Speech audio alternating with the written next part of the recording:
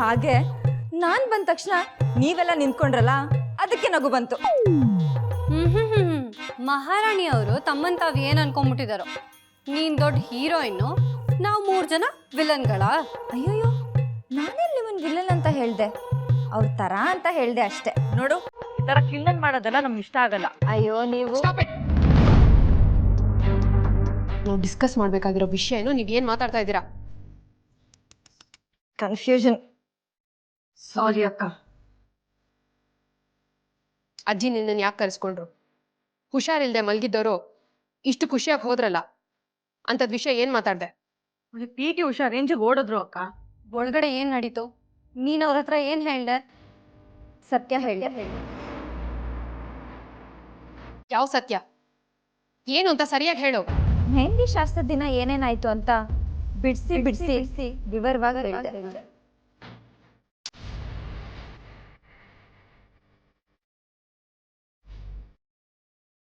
ಏಯ್, ಏನ್ ತಮಾಷೆ ಮಾಡ್ತಾ ಇದ್ಯಾ?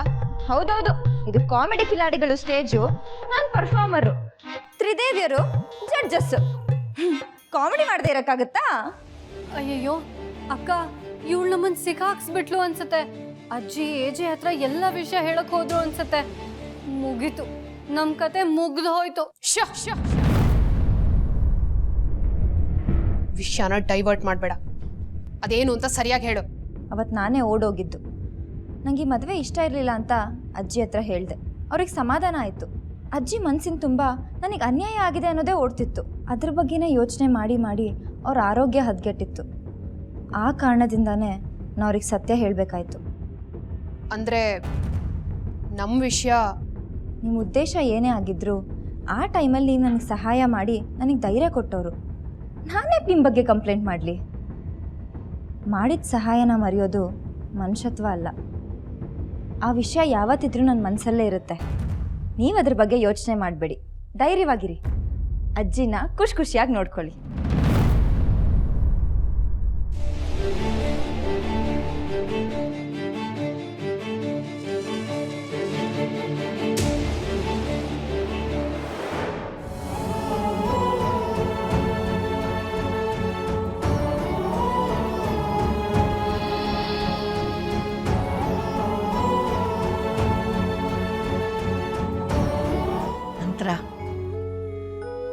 ಮುಂದೆ ಏನಾಗುತ್ತೋ ಅಂತ ನನ್ನ ಮನಸ್ಸಲ್ಲಿದ್ದ ಆತಂಕನ ಲೀಲಾ ಕಮ್ಮಿ ಮಾಡಿ ನನ್ನ ಎದೆ ಭಾರ ಇಳಿಸಿದಾಳೆ. ಅವಳಲ್ಲಿ ನಾನು ನಿನ್ನ ಗುಣ ನೋಡಿದೆ, ಇನ್ನೊಬ್ಬರಿಗೆ ಒಳ್ಳೇದು ಮಾಡೋ ಮನಸ್ಸು ನೋಡಿದೆ. ನನಗೋಸ್ಕರ ಓಡ್ ಬಂದ ಆ ಹುಡುಗಿಗೆ ನೆನಪಲ್ಲಿ ಉಳಿಯುವಂಥದ್ದು ಏನಾದರೂ ಕೊಡಬೇಕು. ಆ ಹುಡುಗಿಗೆ ಏನು ಕೊಟ್ಟರು ಕಡಿಮೆನೆ. ಹಾಗಂತ ಬರೀ ಕೈಯಲ್ಲೋ ಕಳ್ಸಕ್ ಮನ್ಸು ಆಗ್ತಾ ಇಲ್ಲ. ಆದ್ರೆ ಏನ್ ಕೊಡೋದು? ಅಂತ ನಾನೊಂದು ನಿರ್ಧಾರಕ್ಕೆ ಬಂದಿದ್ದೀನಿ.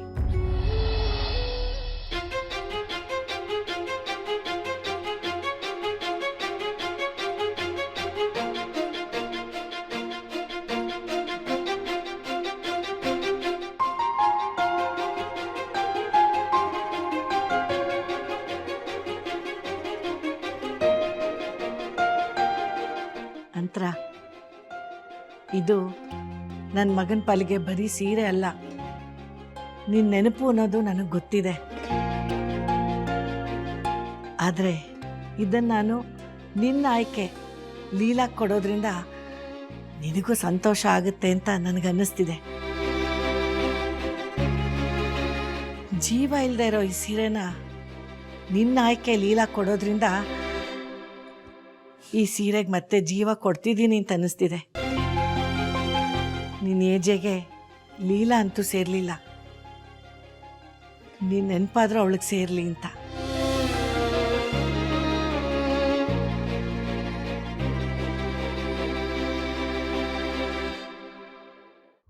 ಅಜ್ಜಿ ಅಜ್ಜಿ,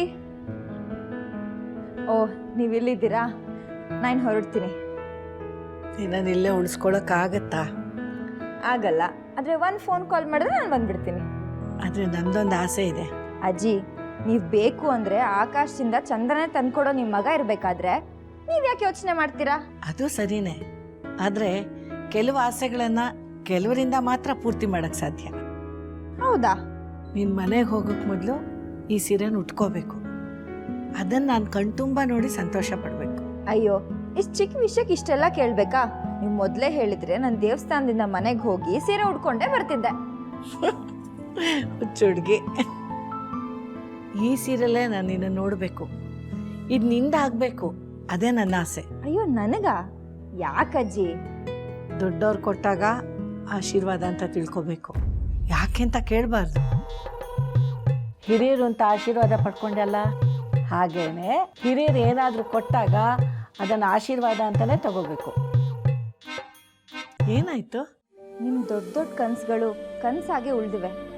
ಅಂಥದ್ರಲ್ಲಿ ಈ ಚಿಕ್ಕ ಆಸೆನ ಪೂರ್ತಿ ಮಾಡಲಿಲ್ಲ ಅಂದರೆ ಹೇಗೆ ಹೇಳಿ? ನಿಮ್ಮ ಆಸೆ ಫುಲ್ಫಿಲ್ ಆಯಿತು ಅಂತಾನೆ ಅರ್ಥ. ಸರಿ ಬಾ, ನಾನೇ ನಿಂಗೆ ಸೀರೆ ಉಡಿಸ್ತೀನಿ ಬಾ.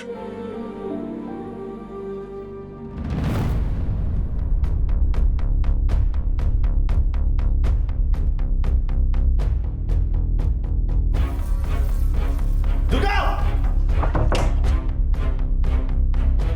ದುರ್ಗಾ! ದುರ್ಗಾ!